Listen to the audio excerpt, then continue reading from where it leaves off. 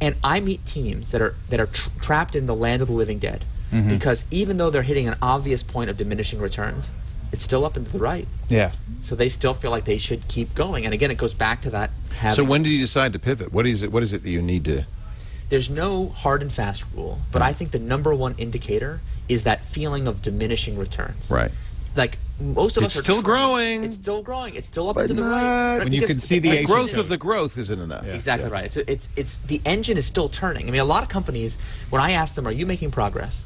They're like, "Well, sure I am." I'm like, "Well, how do you know?" "Well, we made these awesome features last month, and this month our numbers are higher than last month. Right. Therefore, QED, you know, it's." And I'm like, "Interesting. If you guys all took a month off and just company-wide month-long vacation, except for the sales and customer service team, all product development month off, would your numbers be up and to the right?"